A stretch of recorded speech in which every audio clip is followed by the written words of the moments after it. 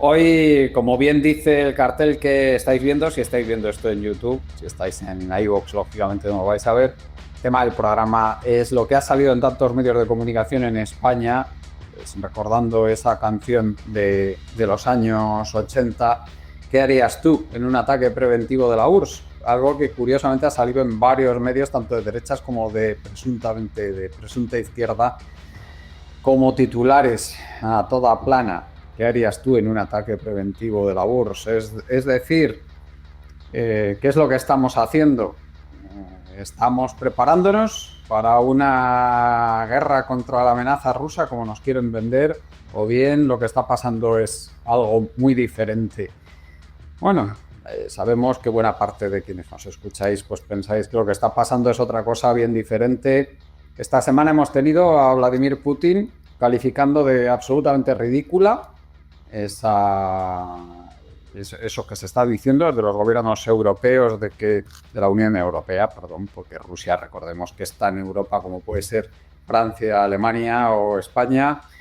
Desde los gobiernos de la Unión Europea, eso que se está diciendo de que Rusia es una amenaza y que tiene planes de invadir la Unión Europea, pues bueno, ha dicho que eso es absolutamente ridículo, que no tiene ningún sentido, que jamás han tenido tal amenaza Rusia contra la Unión Europea y que por supuesto siguen sin tener ninguna intención de tal cosa. Cualquiera que sepa de lo que está hablando, pues Rusia ni tiene intenciones ni tiene la capacidad, lógicamente, de controlar mediante una fuerza militar convencional la Unión Europea. Es una cosa que no tiene ningún sentido. Lógicamente, con un ataque nuclear, por supuesto que podría, pero obviamente tampoco tiene ninguna intención Rusia de atacar nuclearmente a la Unión Europea, puesto que esto sería simplemente un mecanismo de ataque de supervivencia, de último recurso para sobrevivir como Estado, a lo que recurriría Rusia y que, lógicamente, han repetido en numerosas ocasiones que así sería si se amenazara la supervivencia de Rusia. Luego vamos a hablar de estos planes brutales de inversión. Esto ya se está materializando a pie de calle por dos vías. Me ha llegado recientemente como Indra, la empresa que se dedica a colaboración con el ejército español, especialmente en temas informáticos. Indra está reclutando informáticos para tareas militares, ofreciendo unos sueldos muy por encima de los sueldos de mercado, que en estos momentos pues, no están mal para gente especializada en estos temas, pues les está ofreciendo sueldos aún mayores y está intentando robárselos a las empresas privadas que trabajan en la economía española, estos trabajadores que son especializados en temas de seguridad informática. Bueno, por dos vías me ha llegado información a este respecto. Se ve que ya están empezando a correr la riada de dinero. Hablaremos de esa riada de dinero para gasto militar que ya están empezando a fluir a la economía española, a la economía de la Unión Europea, a la inglesa y especialmente a la alemana, que lo comentaremos, que parece ser que es quien más dinero va a invertir. Están hablando incluso de una brutal cantidad de dinero que podría llegar a 1 billón de euros, nada menos. Es una auténtica salvajada de dinero. También comentaremos algo. Han empezado a sonar voces diciendo que esto podría desatar otra ola inflacionaria en la Unión Europea. Yo creo que es interesante que hablemos de eso también, que pensamos de si eso puede ocurrir o no puede ocurrir. Otra nueva ola inflacionaria que, por supuesto, en lo que repercutiría, como la anterior, es en degradar aún más el nivel de vida de las clases trabajadoras europeas, como ya pasó en la anterior. Pues bueno, ya veremos si nos vamos a enfrentar por culpa del gasto militar aparte de ponernos en peligro, obviamente, aparte de ir contra cualquier tipo de lógica de lo que conviene, el camino por el que le conviene ir a una sociedad, no gastar el dinero en cosas inútiles y muy, muy peligrosas, como son las armas, sino en el bienestar de sus poblaciones, pues encima de eso sí puede servir para degradar el nivel de la población. Ya está empezando a desaparecer cualquier tipo de consideración medioambiental una crisis medioambiental, como todos sabemos, brutal, una que está inmersa a la humanidad. Pues bueno, ya hemos visto como Francia, por ejemplo, ha eliminado las zonas de bajas emisiones de sus ciudades, como el Green New Deal se está abandonando, como ya estamos ya en plena oleada de planes de decir, bueno, ya lo medioambiental queda en segundo plano y aquí vamos a gastarnos todo lo que podamos en armas. Carlos, si quieres tú mismo, coméntanos cómo ves ahora mismo que se están desarrollando las cosas en Europa a este respecto. Bueno, a mí me parece, tal y como ha aparecido en Twitter y en otros sitios, que esto está siendo utilizado por las prensatutas de los medios de comunicación occidentales, que desde luego no conocen la palabra dignidad y que parece que, bueno, tienen una moral inexistente directamente.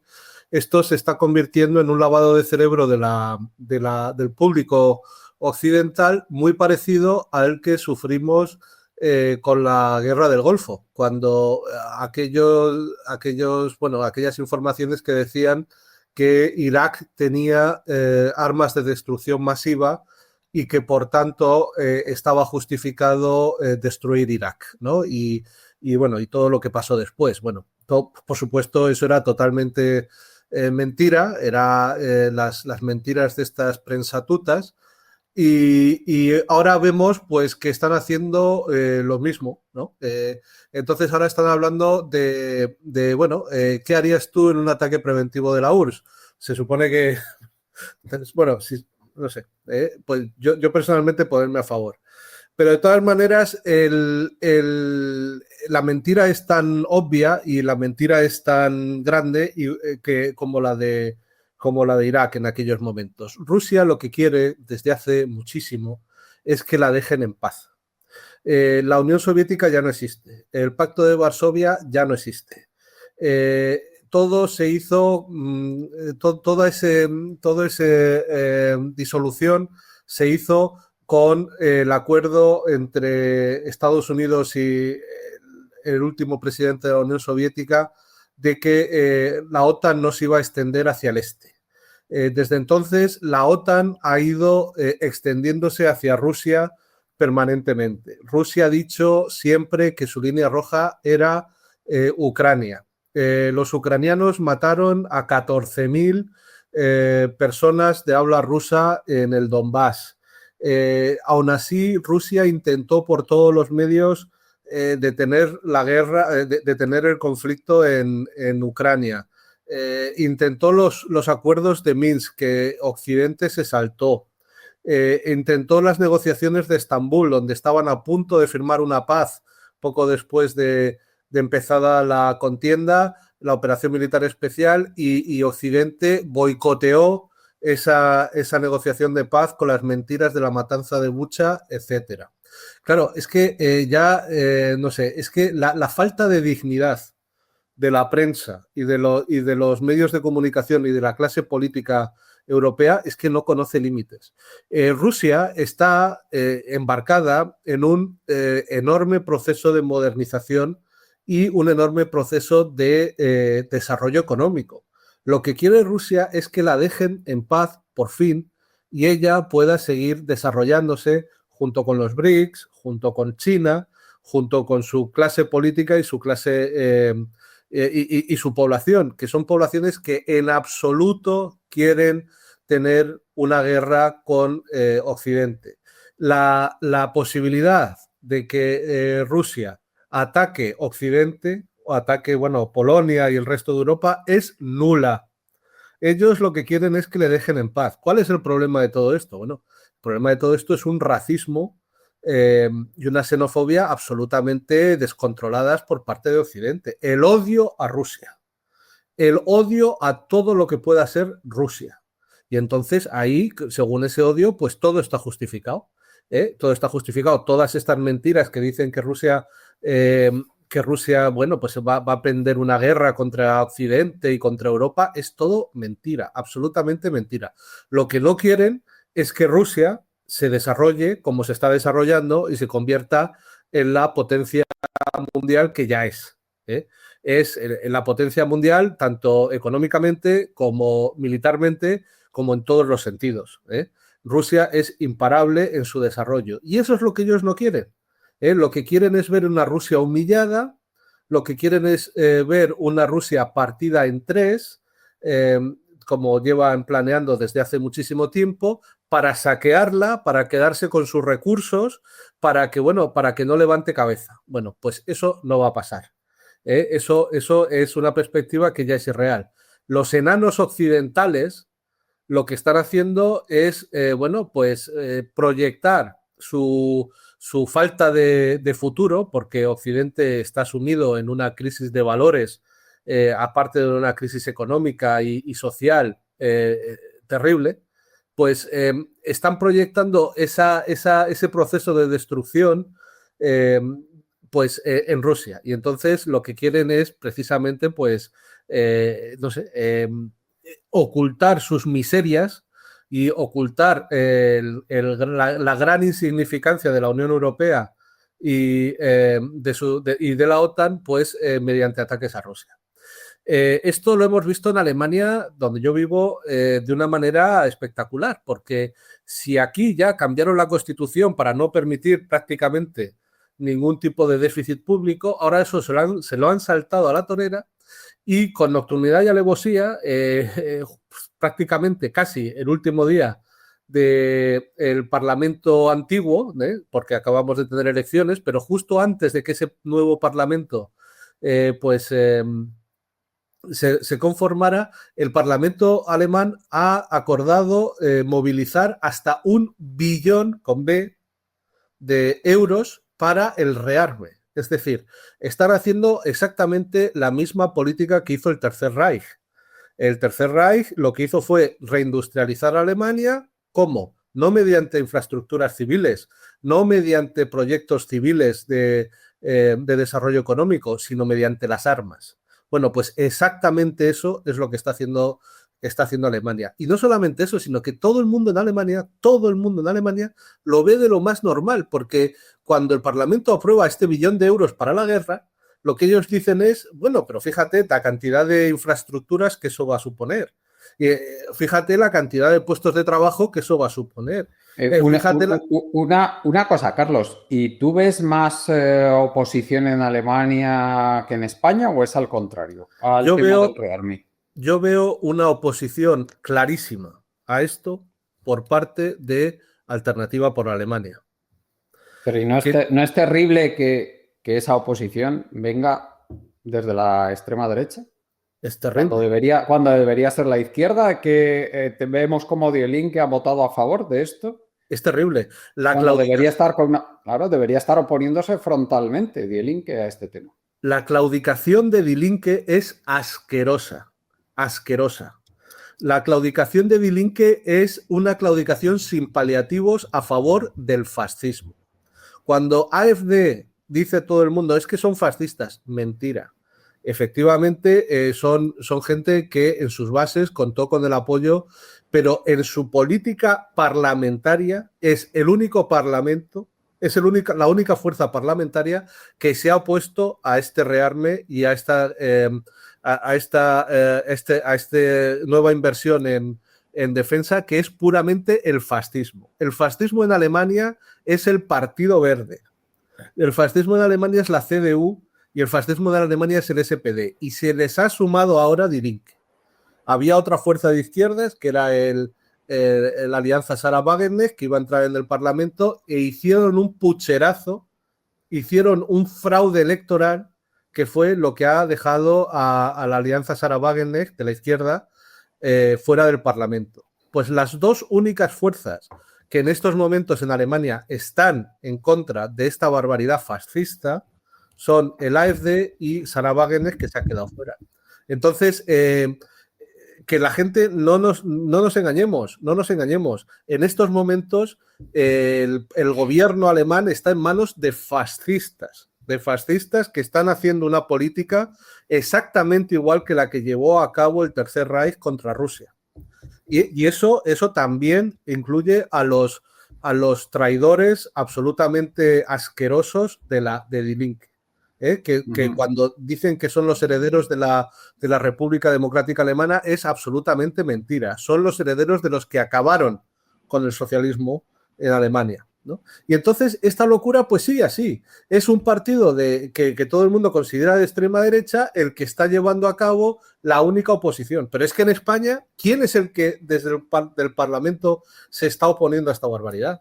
Nadie.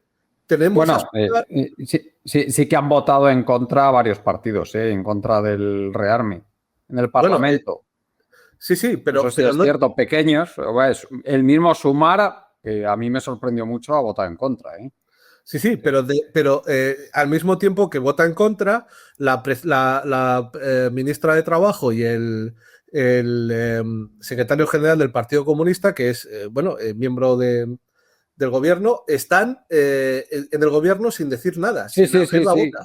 Claro. Esto era para romper la alianza de gobierno y salirse. Por supuesto, pero los culos cuadrados de Yolanda Díaz y de sus amigos allí están, apoyando a un gobierno que está llevando a cabo el rearme de España para atacar a Rusia, ¿no?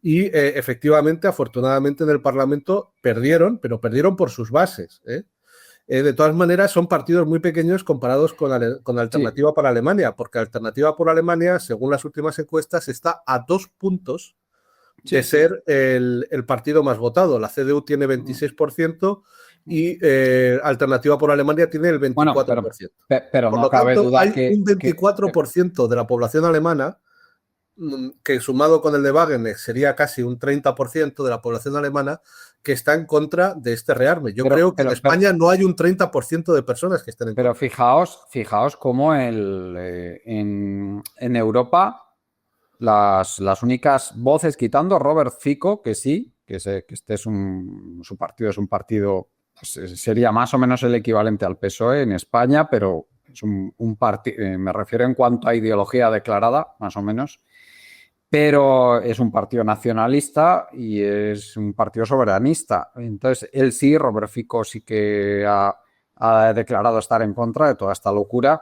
pero que lo lamentable es cómo tienen que ser Víctor Orbán, que sabemos lo que es un tipo reaccionario y autoritario. Tenemos Alternativa por Alemania, que efectivamente, pues aunque lo diga Agamenón o su porquero, pues tienen razón, votando en contra, pero no deja de ser un partido reaccionario y un partido autoritario. Y luego tenemos también otras voces de extrema derecha que son las que se están oponiendo a esto. En España, desde luego, no. Aquí tenemos a Vox, que está feliz de la muerte con cualquier cosa que signifique dinero para el ejército. Pero que lo que resulta penoso es la posición de la izquierda. Tú fíjate, aquí Pedro Sánchez, tenemos a Starmer en el Reino Unido, que es horrible. Lo de Starmer en el Reino Unido yo creo que es incalificable, que en lo que se ha convertido el Partido Laborista.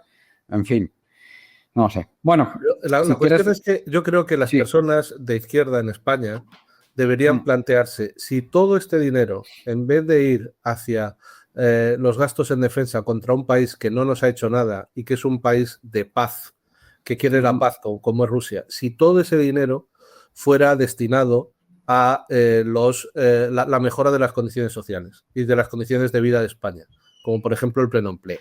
Eso es lo que la gente se tiene de izquierda en España se tiene que plantear. Y por supuesto, quitar todo apoyo al gobierno actual y quitar todo apoyo al rearme. Eso es lo que la izquierda tiene que tener como objetivo número 1. Oponerse por todos los medios a este rearme y a esta política asesina y genocida. Pero fíjate que han estado muy mal en muchísimas ocasiones. Podemos, ya sabemos, aquí les hemos criticado hasta la saciedad precisamente por ser poco de izquierdas, pero en esta ocasión sí que se están oponiendo de forma tajante a todo el tema del rearme, que bueno, que lo mismo que pasa con AfD y se les reconoce que lo están haciendo bien, pues lo mismo yo creo que tenemos que hacer con Podemos, que es reconocerles que en este caso pues esa oposición frontal que están haciendo a todo el tema del rearme pues lo están haciendo bien. A ver, sin que eso quite que les podamos criticar en otras muchas cosas, por supuesto. Pero bueno, Podemos Izquierda Unida, si no me equivoco. Sí, efectivamente. Pues bueno, eso hay que reconocérselo que lo están haciendo bien. En fin, Íñigo, coméntanos, ¿cómo vas viendo la situación con el tema este del rearme. Lo que me resulta terrorífico también es ver la unanimidad que hay en los grandes medios de comunicación y el lavado de cerebro sistemático al que se está sometiendo a la población española y a las poblaciones europeas en general. El tema este del kit de supervivencia de 72 horas, yo creo que es de lo más lamentable que se ha visto en los últimos tiempos, a nivel de propaganda política. Es que ya entra en el nivel ridículo, ¿no? O sea, ya entra en un nivel de hecho, la primera vez que vi el vídeo yo estaba convencido de que era una parodia, o sea, de que no llegué a verlo en los medios de comunicación, o sea, no me negaba a creer que era algo auténtico, ¿no? Porque esto es un sketch de los Monty Python. O sea, a ver, esto no es serio, ¿no? Pero en realidad, bueno, yo creo que todo esto encaja bien dentro de lo que es el consumo interno. Os voy a dar simplemente un dato reciente, ¿no? En sus recientes declaraciones, de hecho ayer mismo, de Mark Rutte, el jefe de los payasos de la OTAN, pues bueno, pues decía que España se había comprometido a pues bueno, incrementar hasta el 2% del PIB, bueno, pues su presupuesto de defensa, ¿no?, militar, en este verano. ¿Vale? Este verano. Inmediatamente salió el gobierno a decir que no, que se habían comprometido a subir el 2%, o sea, esa misma cifra, ¿no?, el 2% del PIB, tal, pero de aquí a 2029, lo antes posible, pero se marcaban vamos a decir, un horizonte del año 2029. Bueno, pues ayer mismo, y hoy esta mañana misma salen las noticias, Pedro Sánchez recibió la primera llamada del nuevo embajador estadounidense en España, ¿no?, precisamente para animarles a cumplir con ese objetivo del 2%, ¿no?, justo después, ¿no?, del 2% del PIB, ¿no?, que nos está ahora. Eso ya nos da una idea bastante clara de que en realidad todo esto es una puñetera pantomima, ¿vale? Porque, a ver, estamos haciendo exactamente, o sea, mientras nos cabreamos muchísimo con Trump y Estados Unidos y decimos que bla, bla, bla, bla, bla, bla, lo que estamos planeando, ¿qué es?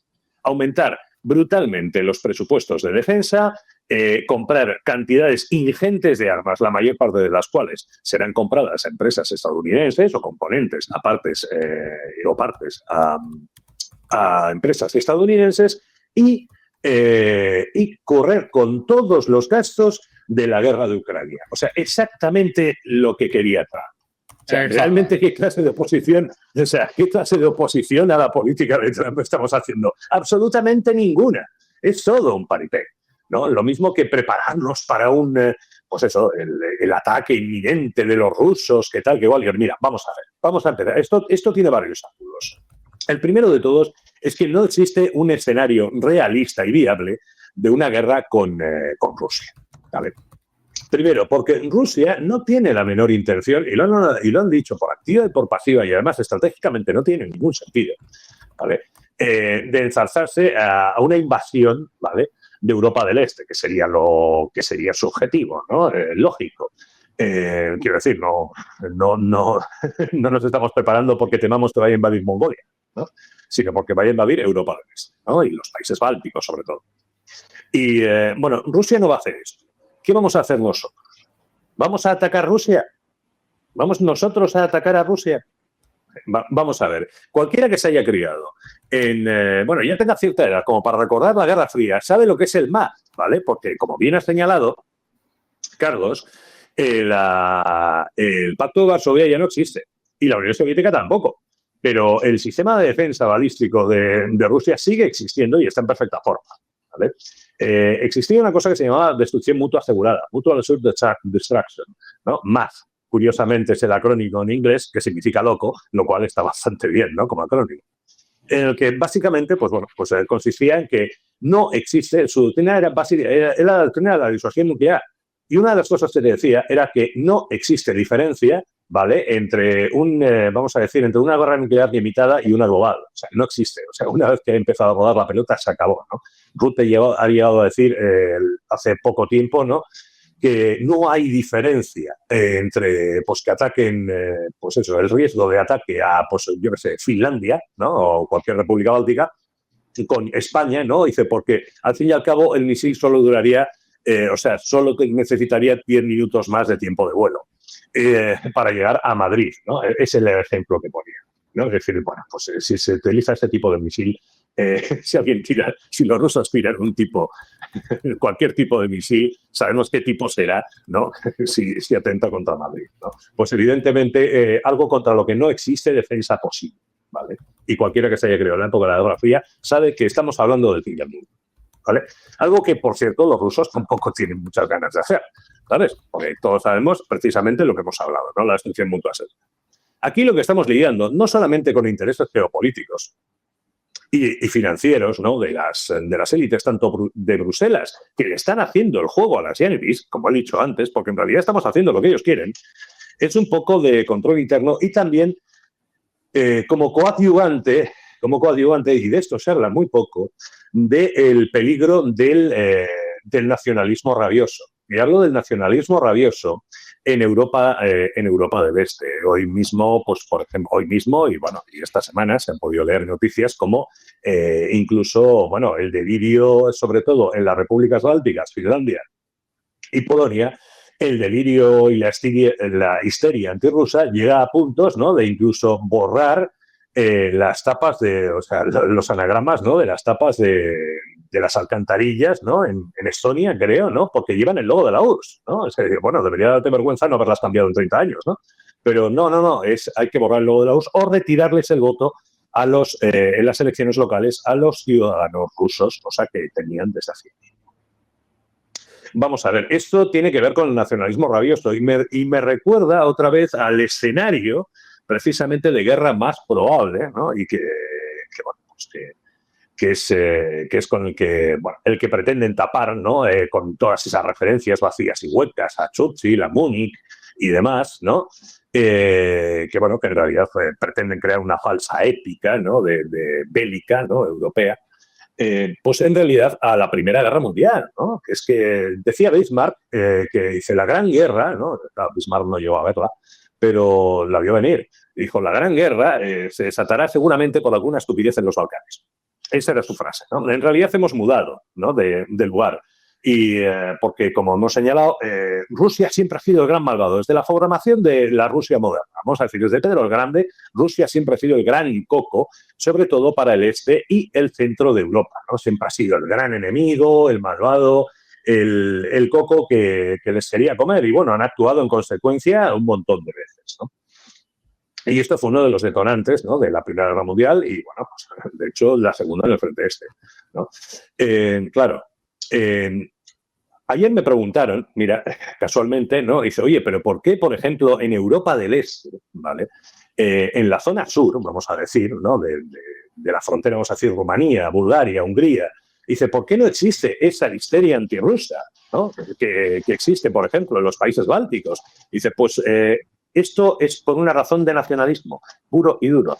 Resulta que es que los húngaros, los romanos, los búlgaros, etcétera, vamos a decir que ya tienen una personalidad propia desde hace, pero 1000 años, vamos, o más, ¿no?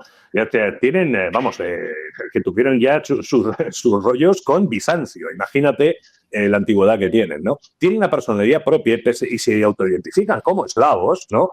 Y bueno, todos sabemos que vamos a decir que la cabeza, ¿no? Y el líder natural de los pueblos eslavos siempre ha sido Rusia, ¿no? Pero eso es lógico. Y no necesitan, vamos a decir, no sienten esa pasión nacionalista, ¿no? Que tienen respecto de Rusia, ¿no? Ese afán por diferenciarse de Rusia que tienen las repúblicas bálticas, que todos tienen algo en común. Formaban parte de Rusia y algunas hasta hace 4 días, ¿vale? Hay que recordar que es Lenin quien le da la independencia, por ejemplo, a Finlandia, ¿no? Pues esto nos entronca con el peor tipo de nacionalismo que hay. Y es que siempre se ha dicho, dicen, no hay nacionalismo más rabioso que el de las excolonias o de los países que han sido secesionados de otro más grande. Porque todo su afán, toda su paranoia se centra precisamente en la antigua metrópoli o en la antigua, vamos a decir, madre patria, ¿no? En diferenciarse de ella, etcétera. Y bueno, pues ahí es donde surge la histeria nacionalista, la paranoia, ¿no? De la que actualmente, pues bueno, fijémonos quiénes son los principales voces bélicas, ¿no? Voces bélicas más histéricas, ¿no? Que estamos viendo en la Unión Europea, pues casualmente Finlandia, las repúblicas bálticas, Estonia, Letonia y Lituania, y por supuesto Polonia, ¿no? Todos antiguos partes bueno, no ya de la URSS, sino del Imperio Ruso, o sea, que han formado parte de Rusia pues desde siempre, ¿no? Es ese tipo de nacionalismo que, oye, pues bueno, oye, que cada uno tiene derecho a su propia identidad, a su propio Estado y tal, y todo eso no tiene nada de malo, pero cuando se convierte en un nacionalismo histérico, que lo que busca es incluso, pues bueno, pues cualquier tipo de guerra, ¿no? Cualquier tipo de medida, ¿no? Agresiva, ¿no? Para intentar diferenciarse y, sobre todo, construir su identidad nacional en base a eso. Porque ese es el gran problema de ese tipo de nacionalismo, que construye su identidad nacional en oposición a, ¿vale? Lo cual, pues bueno, ya es una predisposición nata hacia la agresión, ¿no? Y hacia los problemas. Y claro, pues hay que fijarse, ¿no? Hay que fijarse, por ejemplo, en esa gran diferencia que tenemos, ¿no? Ese miedo de Europa del Este, que casualmente, los países tradicionalmente más cercanos, vamos a decir, independientes, estamos hablando de países de larga tradición independiente, como, por ejemplo, como he dicho, Hungría, Rumanía o Bulgaria, no sienten. No sienten, se sienten totalmente diferenciados de los rusos, no tienen nada que ver con los rusos, pero no tienen miedo de los rusos, ¿vale? Ese es uno de los grandes puntos a tener en cuenta, ¿no? Y que la UE, tanto la UE como Estados Unidos, están utilizando muy a su favor, que es el nacionalismo exacerbado, ¿no? Y que precisamente entroncando con el escenario que he mencionado antes de la Primera Guerra Mundial, fue precisamente, aunque en otro sentido, ¿no? Frente al Imperio Austrohúngaro, etcétera, el paneuropeísmo y tal, en circunstancias diferentes, pero al final es ese nacionalismo el que proporciona, el que encona las cosas y el que proporciona el detonante a una situación, ojo, que ya existía previamente. Es, como he dicho, el miedo de Centro Europa, más que nada, ¿no? Al gran vecino del este, ¿no? Al coco que siempre nos va a comer. Y es que eso es así, o sea, toda su folclore, toda su épica, ¿no? Nacional está centrada en eso, ¿vale? En el peligro del este. Y ese es uno de los... también es cierto que alguna parte de la épica eslava está precisamente en oponerse a los países centroeuropeos, ¿vale? Esto es un asunto muy tal. Solo hay que recordar, yo que sé, a Alexander Nevsky, por poner un ejemplo notorio, ¿no? Pero ese es un poco el tema. Estamos en un avispero nacionalista, ¿vale? Que está siendo utilizado, como no, por intereses geoestratégicos y, bueno, pues que nos va a arrastrar a todos a un momento en que alguien cometerá una estupidez mayúscula, y ese es el escenario más probable, y las cosas se acaban liando solas. Y hemos de recordar que no existe, como hemos dicho al principio, un escenario viable de guerra con Rusia. No existe. O sea, porque cualquier escenario de guerra con Rusia nos lleva a la guerra total, ¿vale? Y en la guerra total vamos a perder todos. Los rusos, muchísimo. Nosotros, todo, ¿vale? Y ese es el gran problema que tenemos, ¿no? Que en realidad estamos estamos haciendo del juego a Estados Unidos, estamos haciendo exactamente lo que quieren, ¿vale? Y por otro lado, encima, estamos haciendo el juego al nacionalismo más exacerbado y irracional, ¿vale? Que está arrastrando de nosotros. No recordemos, una vez más, decir que son precisamente estos países los que solo hay que recordar, por ejemplo, a la sustituta de Solana, ¿no? Que es finlandesa, pues bueno, nos están intentando arrastrar hacia un escenario de confrontación con Rusia. Precisamente, ¿por qué? Porque ellos no son capaces de hacerlo y lo saben. Así que intentan arrastrar a todo el que pueden. Sí, además que yo creo que, Íñigo, no sé si tú estás de acuerdo, pero a mí yo lo que veo es que todo esto forma parte de la estrategia reaccionaria que se está siguiendo desde ciertos entornos muy poderosos y que son una nueva vuelta de tuerca del capitalismo. Ya tuvimos una vuelta de tuerca en la dirección de perjudicar a las clases populares, que fue con la contrarrevolución neoliberal a partir de la victoria de Thatcher y de Reagan, hace ya de esto 45 años, nada menos. Y ahora yo pienso que todo esto forma parte de la nueva ofensiva para apretar aún más las tuercas a la clase trabajadora europea en Oh, claro. Y desde luego estadounidense en el caso de Donald Trump. O sea, no cabe duda que van por ahí también las cosas. Hombre, No sé claro, si- hay que tener en cuenta una cosa, que es que precisamente estoy hablando de las causas inmediatas, por ejemplo, comparando con las causas inmediatas de la Primera Guerra Mundial. Pero es que la Primera Guerra Mundial no se habría producido sin el choque de los imperialismos, principalmente germano y británico, ¿no? Y en Europa, ¿no? O sea, quiero decir, hay una serie de intereses de fondo y efectivamente, por ejemplo, todo ese billón, ¿no? El famoso billón, ¿no? que ha comentado Carlos de euros, para esto va destinado a revitalizar, por ejemplo, la industria alemana, ¿vale? Que ha perdido la batalla, ¿vale? Ha perdido la batalla, la gran batalla de la globalización y tal, la hemos perdido. O sea, coño, parece mentira que un impresentable como Vance haya tenido que ser el que explicara de qué iba la globalización, ¿no? Podéis encontrar el discurso, ¿no? Por ahí, de qué iba la globalización y la hemos perdido. O sea, la hemos perdido. El resto del mundo ha espabilado. Y de hecho, en el caso alemán, no, pues ha perdido la batalla del coche eléctrico, ha perdido la batalla de las nuevas tecnologías, lo ha perdido totalmente, ¿vale? O sea, con lo cual le dicen, bueno, de hecho, a poco antes, ¿no? Se estaban hablando de medidas proteccionistas frente a China, etcétera, etcétera, mucho antes de empezar toda esta fiebre bélica, ¿no?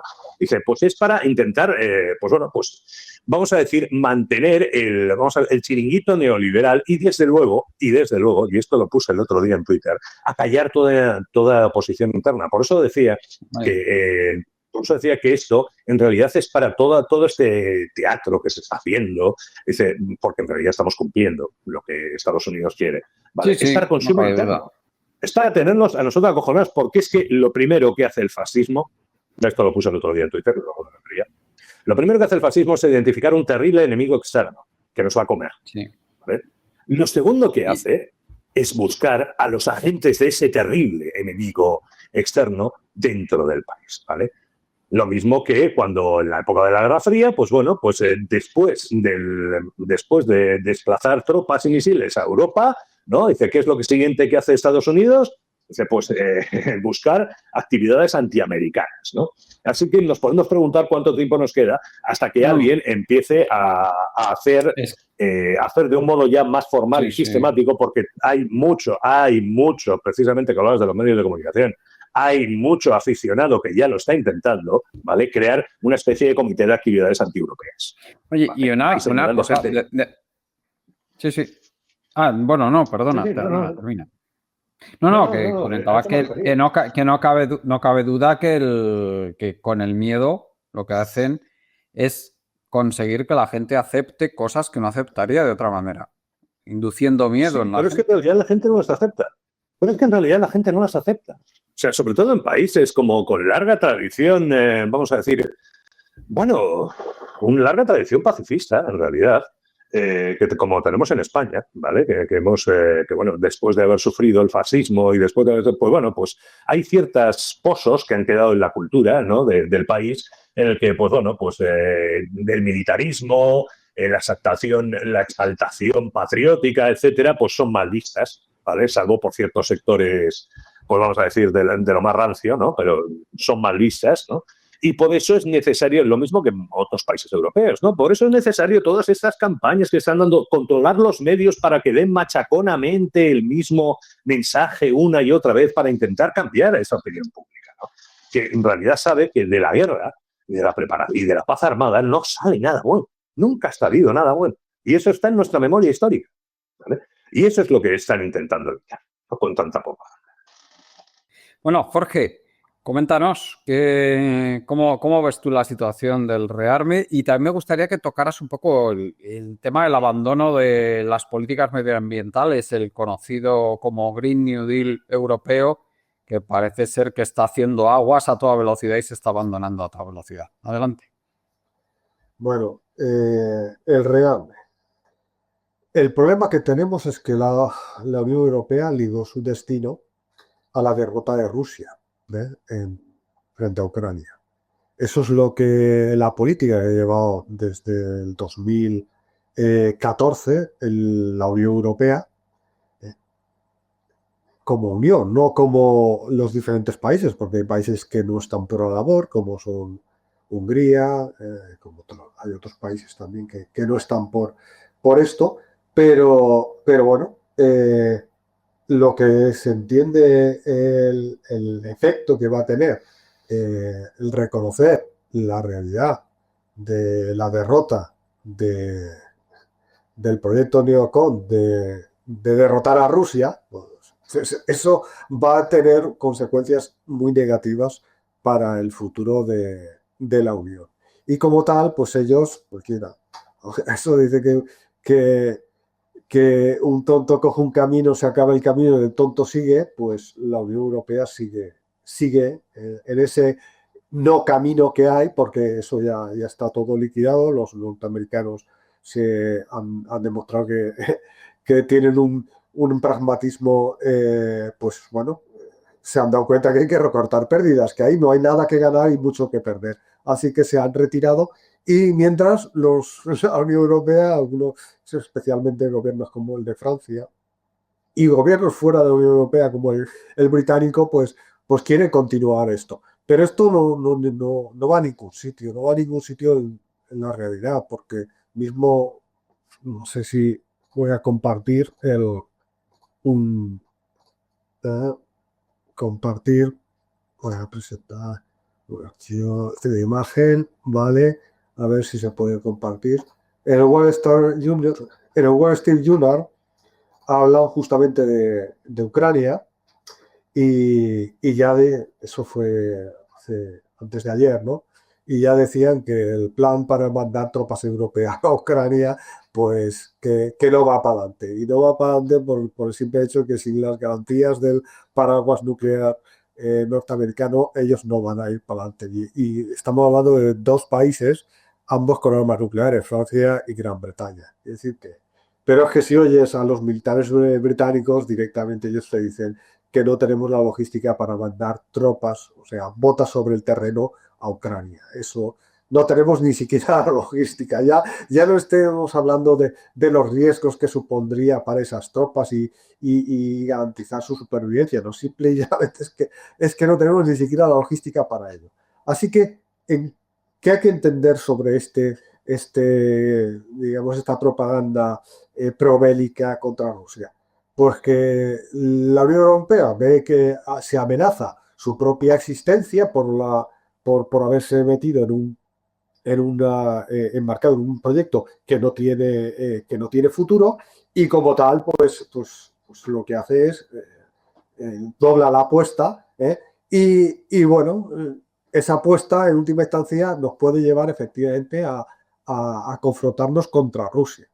Rusia, en el caso de no tiene ambiciones territoriales, es el país más grande del mundo y con mayores recursos naturales del mundo y no tiene ambiciones territoriales, ¿no? El único problema que ha tenido fronterizo con Ucrania era la limpieza étnica por parte de los banderistas contra la población rusa, de habla rusa, ¿no? Y de cultura rusa de la misma Ucrania. Rusia no quiso aceptar la entrada en la Federación Rusa del Donbass y de Lugansk hasta que al final se ha demostrado en 2022 que es que no había otra opción porque fracasaron los intentos de diálogo con la Unión Europea y con Ucrania, con el gobierno de Ucrania, el gobierno golpista, porque realmente Ucrania en 2014 ya desaparece y lo que tenemos es, pues eso, yo lo llamo Banderistán porque es el país de los banderistas, ¿no? Seguidores de bandera, nacionalistas ucranianos, de lo peorcito que se ha visto en Europa, salvo quizás los croatas, que son también para darles de comer aparte. Bueno, pues eso pues ha llegado el momento. Rusia tiene que coger y defender esa población y lo que hace es efectivamente aceptar la entrada de Donetsk y Lugansk en la Federación Rusa. Pero se ha visto obligado para defender la población, porque es que los otros intentos de mantener, de que no se produzca una limpieza étnica en esas zonas, pues han fracasado.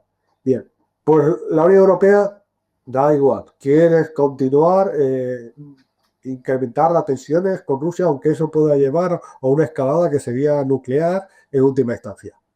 Pues una locura, es una locura. Pero una locura que tampoco creo que llegue, porque Rusia, los últimos avances que ha demostrado en el uso de armas hipersónicas, el Oresnik y tal, pues y ha puesto, ha puesto sobre la mesa digamos, que no hay ningún lugar seguro, no hay búnker seguro en toda la Unión Europea, en toda la OTAN, para defender ni a búnkers de Estado Mayor, ni búnkers de jefatura de Estado que puedan garantizar la supervivencia. El ataque al Dniepropetrovsk, ¿vale? A la instalación aquella, una instalación donde se producían muchísimos misiles en la época soviética y estaba altamente defendido, incluso frente a un ataque nuclear, ha sido liquidada. Ha sido liquidada con Leones. Y con ello les ha dicho, señores, aquí que sepáis que si hay, lo primero que borraremos a los, no las grandes poblaciones, no, ni armas nucleares, directamente donde estéis vosotros escondidos, para dirigir, los liquidaremos. Y eso durará con máxima distancia, son 20 minutos. 20 minutos para el impacto, desde que se lanza hasta que llega el Oresnik. Y ni siquiera se enterarán cuando está ya igualmente a 2 o 3 minutos de impactar. Es decir, que con eso Rusia ya ha demostrado dónde están las cosas. No hay defensa posible contra eso, ni siquiera vamos a utilizar armas nucleares, y si os ponéis digamos, intentar hacernos la guerra, o como dice la representante de la diplomacia europea, Kallas, ¿no? Fragmentar Rusia, destruir Rusia. Pues si ponéis de esa manera, pues nosotros simplemente pues actuaremos en consecuencia.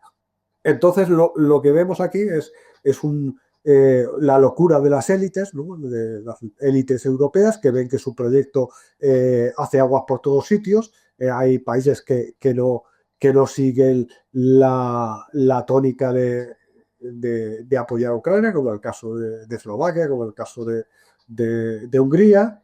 Y bueno, pues ellos cogen y dicen, pues vamos a seguir en esta locura, y además aquellas personas, aquellos colectivos que critiquen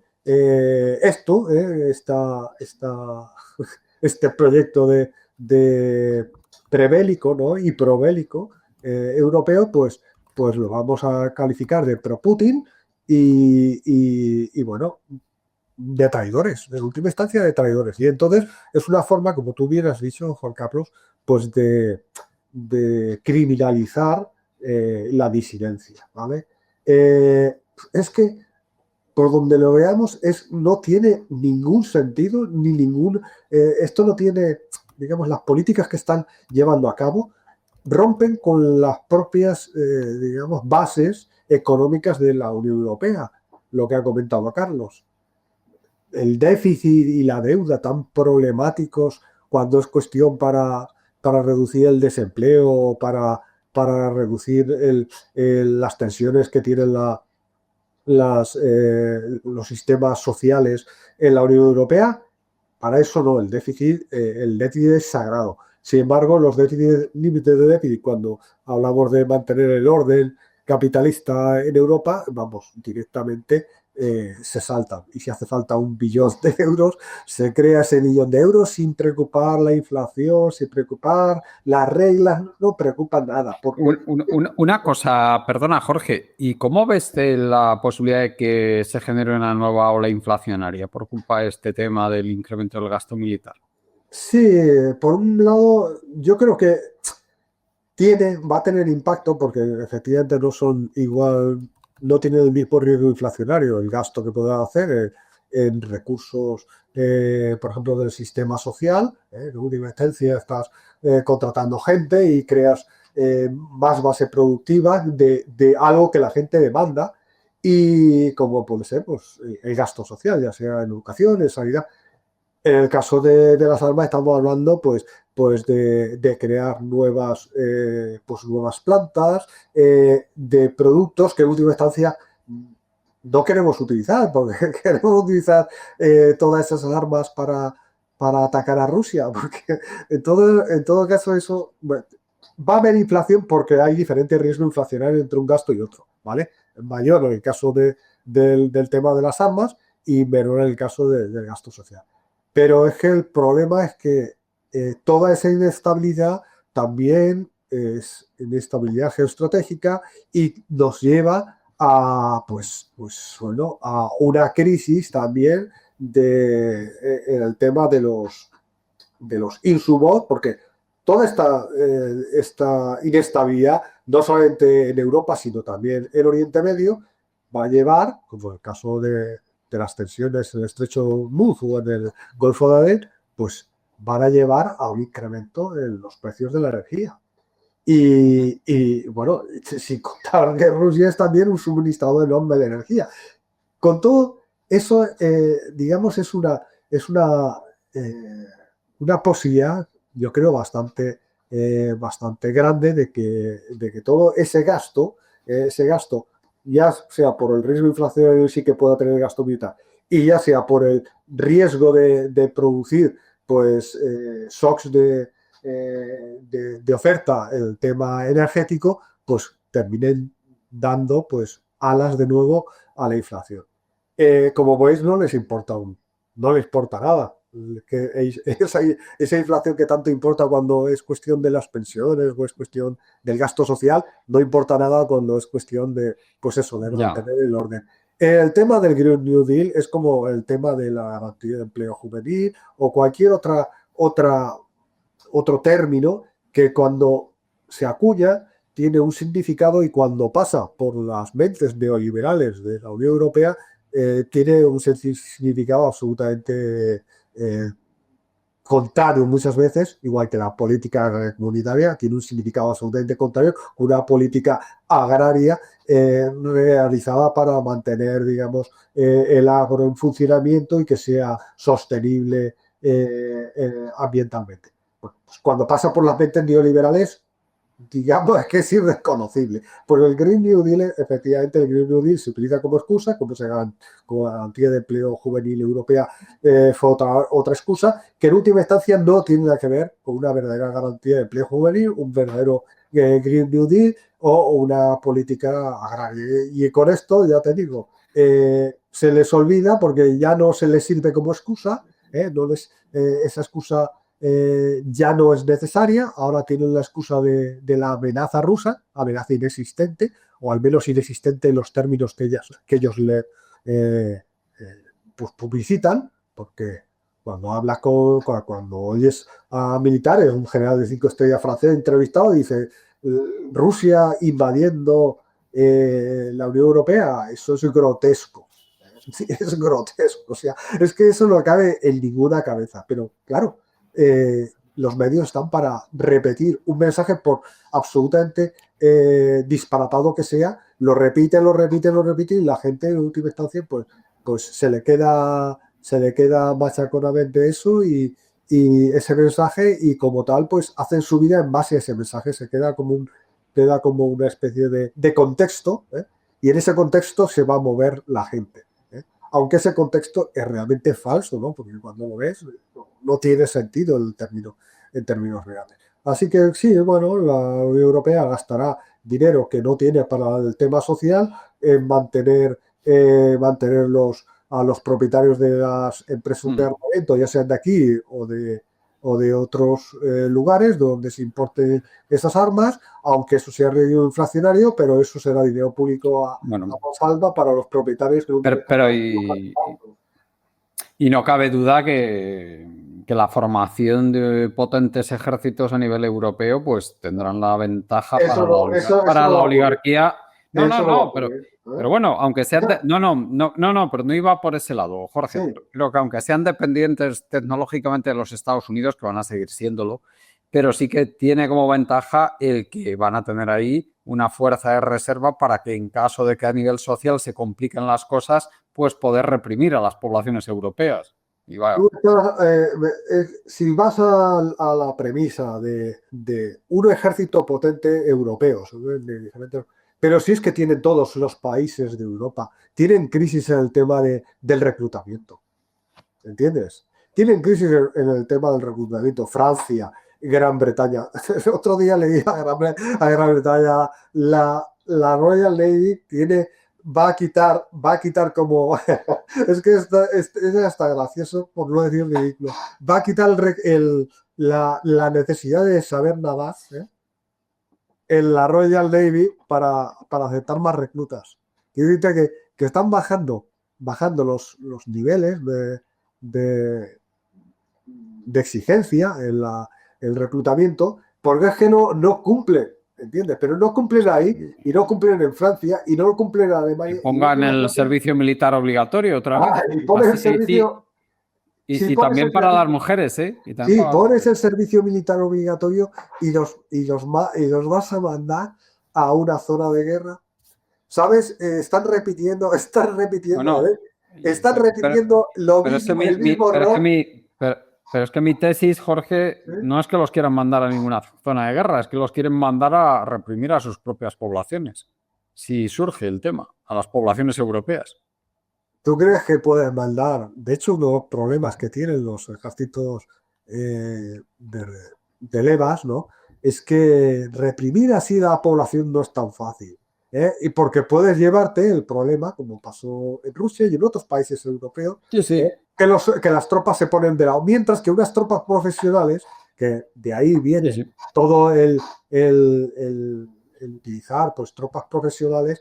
De hecho, las monarquías utilizaban ejércitos profesionales. Sí, que esas siempre van a obedecer a la autoridad. Claro, armar a la población en general tiene... Eso puede llevarte a... Puede salir por cualquier lado, de 1917. Oye, también pueden pagar mejor, ¿no?, a la soldadesca. Claro, yo en todo caso tendría que aprender efectivamente de Estados Unidos, y lo que tienen que hacer, por un lado, y en eso creo que sí que existe cierta planificación, es destruir el Estado social y especialmente el tema educativo, para que la gente joven tenga que pagar enormes cantidades de dinero para estudiar o directamente irse al ejército, que es, digamos, el modelo norteamericano de conseguir suficientes, y aún así tiene grandes problemas para conseguir reclutas, pues conseguir unos niveles de reclutamiento similares a las levas. Tú sabes que J.D. Vance, que se alistó como marine, el vicepresidente de los Estados Unidos, él relata en su libro autobiográfico, relata que a él le forjó como hombre su paso por la Marina estadounidense. Pero es una cosa... pero si era de esto de periodismo, ¿no? No, que va. Sí, él estaba ahí, pero no estaba el tema de... ya sabes que los ejércitos tienen muchas ramas. No estamos hablando de primera... Él no lo relata así, ¿eh? O sea, él puede relatar lo que quieras, pero está el tema. No digamos... no es como algunos otros. Una cosa, un apunte. Un pequeño apunte, precisamente por lo que estáis diciendo de la experiencia de los marines de J.D. Vance. Esta mañana vi una foto de él, ¿vale? De la visita que ha hecho en Groenlandia, en la base norteamericana, en la que estaba comiendo del comedor de tropa con la gorra puesta. Eso no sabes ni siquiera que eso... Con la gorra puesta. ¿Qué clase de marine se deja la gorra puesta en el comedor de tropa? Ya. Estás ya cubierto... Pues con eso te lo dice todo. Ya. Solo ese apunte. No, pero es eso. Esa gente no... los ejércitos, cuando vas pues eso, yo es que estuve en el ejército. Tuve una unidad de operaciones especiales, después de 32. Y decirte que mi familia es de militares, ¿no? Militares profesionales. Y claro, cuando ves lo que sean los ejércitos, son entidades enormes y tienen algunas partes que son que casi son indistinguibles de lo civil, ¿no? Y J.D. Vance dice, están los marines, pero estaban en los marines, ¿qué estaba? En una compañía de exploración, de recon y No, él estaba por el tema de ¿cómo se llama? Relaciones públicas y tal. ¿Entiendes? Eso sí, llevan uniforme y pueden tener un rango y todo esto, pero no, ¿eh? No, lo que ha comentado Íñigo es normal, ¿no? Bueno, pero vamos, pero a lo que iba, de- el tema de que el rearme europeo está en contra de sus poblaciones. En eso sí que estoy de acuerdo que está en contra de sus poblaciones, porque todo el proyecto este está en contra de su población. El proyecto de la Unión Europea está en contra de los pueblos europeos, ¿vale? Y otra cosa es que el delirio que tienen es pensar que van a poder rearmar Europa. Primero, que no van a poder porque no van a tener los reclutas. Y segundo, porque si a los reclutas les das entrenamiento y encima los quieren mandar a una picadora de carne como la que se está viendo en Ucrania, directamente estás buscándote 1917. Así de claro. Los rusos no se convirtieron en soviéticos de la noche a la mañana, pero la masacre de la Primera Guerra Mundial hace que la gente pues tome conciencia de que hace falta. No caerá la breva. No caerá la breva que llegue 1917 a España. Hombre, tú imagínate como dice, un reclutamiento obligatorio y mandarlos a Ucrania a que sean masacrados. Cuando pierdas 200.000 personas, 200.000 personas que mandes allí jóvenes, ¿tú qué crees que va a pasar aquí? ¿Tú crees que el gobierno va a poder mantenerse? ¿Tú crees que que algún partido defienda eso? Porque es el partido que defienda eso, el partido que será borrado por completo de las urnas.